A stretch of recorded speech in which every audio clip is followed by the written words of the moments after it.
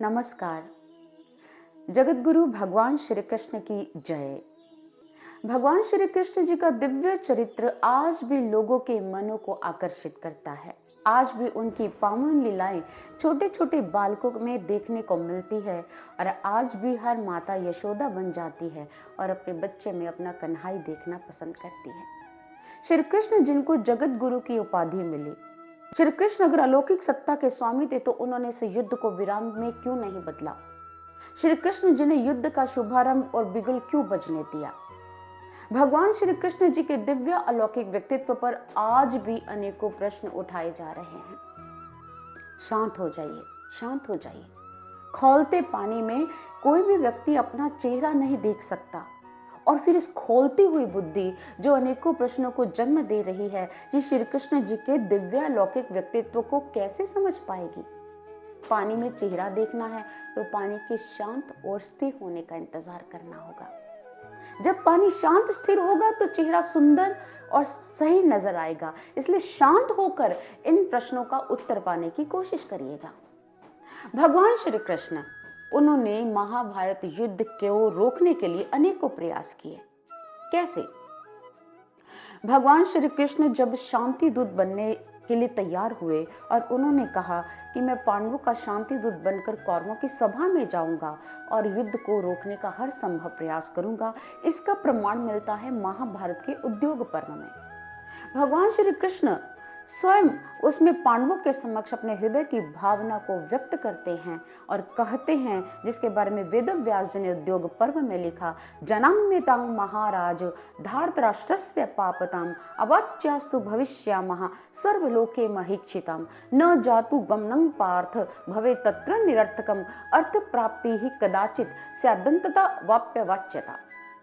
भगवान कहते हैं कि मैं वहां पर धृतराष्ट्र के पुत्र जिसकी बुद्धि भ्रष्ट है, जनाम्यतां महाराज धार्तराष्ट्रस्य पापताम, मैं उनकी पापमयी बुद्धि के बारे में अच्छी तरह जानता हूं।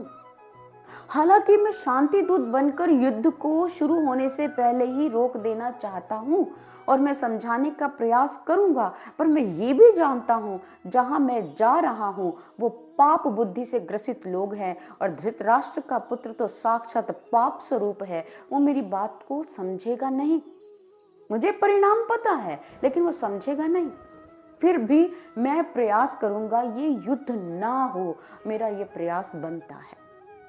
फिर भगवान श्री कृष्ण पांडवों से अपनी मन की बात को व्यक्त कर प्रस्थान करते हैं दुर्योधन से मिलने के लिए। धृतराष्ट्र की सभा में जाने के लिए वो मार्ग तय कर रहे होते हैं तो मार्ग में उन्हें तपस्वी ऋषि मुनि मिलते हैं जो ज्ञानी हैं, ब्रह्म ज्ञानी।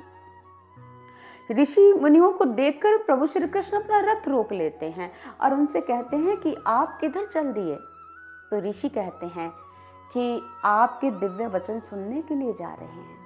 तव वाक्यानि दिव्यानि तथा तेषां च माधव श्रोतुम इच्छति गोविंद सत्यानि च हितानि च, कि मैं तुम्हारे उन दिव्य वचनों को सुनने के लिए जा रहा हूं। एक ऋषि आकर ये बात बोलता है जो सत्य से परिपूर्ण होंगे, जो हितकारी होंगे।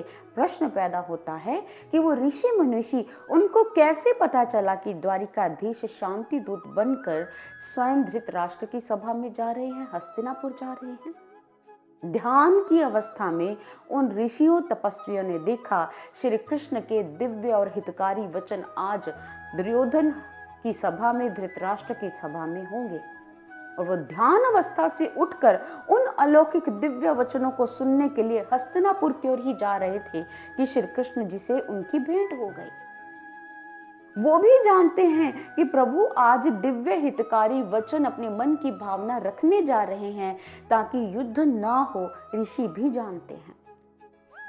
उसके पश्चात जब वो सभा में पहुंचते हैं तो सभा में पहुंचने से पहले वो शरण लेते हैं विदुर की कुटिया में और विदुर से भी कहते हैं कि विदुर, आज एक ऐसा प्रयास करने जा रहा हूं जिसका परिणाम शून्य है। मैं नहीं चाहता युद्ध हो, मैं नहीं चाहता युद्ध होना चाहिए। मैं चाहता हूं शांति से सब कुछ निपट जाए, पर मुझे दुर्योधन की पापमयी बुद्धि पर संशय है और धृतराष्ट्र की मोहग्रसित बुद्धि पर भी संशय है। फिर भी मैं प्रयास करूंगा, क्योंकि युद्ध विराम एक पुण्य कार्य है। युद्ध अगर रुक गया तो इस पुण्य का भागीदार बनूंगा, और अगर युद्ध ना भी मैं रोक पाया तो भी ये पुण्य मेरे पाले में पड़ेगा, मेरे हिस्से में पड़ेगा, क्योंकि मैं युद्ध रोकने का कम से कम प्रयास तो कर रहा हूं। विदुर से अपनी बात करने के बाद जब वो हस्तिनापुर की सभा में पहुंचते हैं तो सामने महाराज धृतराष्ट्र हैं। श्री कृष्ण महाराज धृतराष्ट्र से कहते हैं, महाराज, युद्ध विराम आवश्यक है और ये समय की मांग है, लेकिन इसके लिए 2 लोगों को प्रयास करना होगा। वो 2 लोग और कोई नहीं, एक आप हैं और एक मैं हूं। आप अपने दुर्योधन पर नियंत्रण रखें, मैं पांडवों पर नियंत्रण रखने में सक्षम हूं। मैं पांडवों को समझाऊंगा, आप दुर्योधन को समझाइए, युद्ध नहीं होगा। श्री कृष्ण जी ने अपने मन की बात रखी तो दुर्योधन के पिता धृतराष्ट्र हाथ खड़े कर मानो समर्पण करते हैं कि नहीं, मेरा बच्चा मेरे नियंत्रण में नहीं है, वो मेरी बात नहीं मानता। युद्ध तो अब केशव होगा ही होगा, क्योंकि सारी तैयारियां हो चुकी हैं, अब क्या किया जा सकता है। श्री कृष्ण का, महाराज, युद्ध की बातें करना आसान है, लेकिन जब युद्ध का बिगुल बजता है उसके पश्चात कितनी नारियां, उनकी जो मांग है वो सूनी हो जाती है, कितनी माओं की गोद सूनी हो जाती है, बच्चे बिलखते हैं और ऐसी अकाल की स्थिति आ जाती है। आप युद्ध के परिणामों से अवगत नहीं हैं। आप अपने पुत्र को समझाइए, मैं पांडवों को समझा लूंगा। कोई उनकी बात नहीं मानता। प्रभु प्रयास पर प्रयास करते रहे, और भगवान ने जब यह देखा कि दुर्योधन जो इस समाज का एक नासूर बन चुका है, जो सारे समाज को गलित कर रहा है, समाज में बुराई फैला रहा है, क्योंकि दुर्योधन एक राजकुमार होकर अगर अपनी भाभी को भरी सभा में निर्वस्त्र करवाने का आदेश दे सकता है, वो दुर्योधन जो अपने ही चाचा के बेटे के बचपन और बाल स्वरूप पर तरस ना खाकर उन्हें वन में धक्के खाने के लिए मजबूर करता है, वो दुर्योधन जो ये कहता है कि द्यूत सभा में मैं क्यों ना पांडवों की सारी संपत्ति, उनका सुंदर राजमहल छीन लूं, क्या षड्यंत्र करूं, द्यूत क्रीड़ा के माध्यम से उन्होंने उसका सब कुछ छीना। वो दुर्योधन उसकी बुद्धि पर विचार तो करे, जिसके अपने चाचा इस दुनिया में नहीं और चाचा के बच्चे छोटे छोटे अनाथ है, बिलख रहे हैं। उस दुर्योधन और दुर्योधन के पिता को उन बच्चों का सहारा बनना चाहिए या वन में भटकने के लिए छोड़ देना चाहिए। और अगर वो अपनी मेहनत से इंद्रप्रस्थ जैसी नगरी का निर्माण करते हैं तो दुर्योधन की लालसा उस नगरी पर भी, द्यूत क्रीड़ा के बहाने उनसे उनकी इंद्रप्रस्थ नगरी भी छीन ली।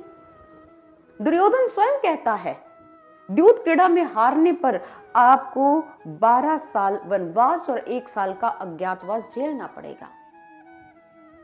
वो 12 साल का वनवास भी झेल लेते हैं। अब दुर्योधन के षड्यंत्र हैं कि उनका 1 साल का अज्ञातवास भी भंग कर दूं, और ताकि वो कभी राज्य में लौटे ना।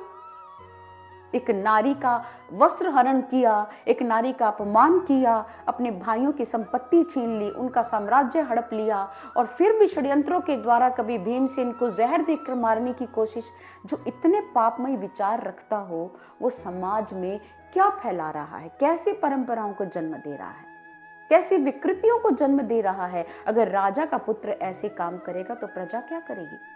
कृष्ण ने कहा, यह समाज का नासूर है, इसका कट जाना बेहतर है। जैसे हमारे शरीर का कोई अंग गल जाए तो डॉक्टर क्या कहेंगे, गले अंग को संभाले या इसे शरीर से अलग कर दो ताकि शरीर को नुकसान ना पहुंचे। डॉक्टर उस अंग को काट देते हैं ताकि सारा शरीर बच जाए। इसलिए ये मानव समुदाय रूपी शेष शरीर के अंदर उन संस्कार परंपराओं को और अच्छाइयों को बचाए रखने के लिए भगवान चाहते थे ये असाध्य नसूर अब समाज से छट जाने चाहिए, इनकी संख्या बहुत बढ़ गई है। इसलिए उन्होंने कहा, हो जाए युद्ध, अब और क्या हो सकता है। इसलिए भगवान श्री कृष्ण जी ने पूर्ण प्रयास किए। जब लगा युद्ध नहीं रुक सकता, अब होना निश्चित ही है, वैसे ही वो दुर्योधन की पापमय बुद्धि से अवगत थे, तो उन्होंने कहा ठीक है। फिर उन्होंने इस महाभारत युद्ध को होने दिया। लेकिन इस युद्ध का वो ऐसे अंग नहीं बने, वो इस विनाश का हिस्सा भी नहीं बनना चाहते थे। वो मात्र सारथी बने ताकि धर्म टिका रहे, धर्म को दिशा मिलती रहे, धर्म के मार्ग पर चल रहे पांडु पुत्रों को न्याय मिले। इसलिए वो सारथी के रूप में युद्ध में रहे। इसलिए भगवान पर अंगुली उठाना आसान बहुत है, भगवान के दिव्य चरित्र को समझने के लिए धैर्य होना, शांत बुद्धि से उनकी लीलाओं को समझना, ये बहुत मुश्किल कार्य है और इस मुश्किल कार्य को इस जन्म में तो कर ही दिखाइए। श्री कृष्ण जी को इस धरती से गए बहुत समय हो गया, लेकिन आक्षेप बंद नहीं हो रहे। ये जड़ बुद्धि के लोगों की मानसिकता ही है। इसलिए इस जड़ता से बाहर आइए, चेतन तत्व को समझिए, कृष्ण की लीलाओं को समझिए। वो जगत गुरु हैं, उनकी लीलाएं, उनकी शिक्षाएं आज भी आदरणीय हैं और हृदय में स्थान देने योग्य हैं। धन्यवाद।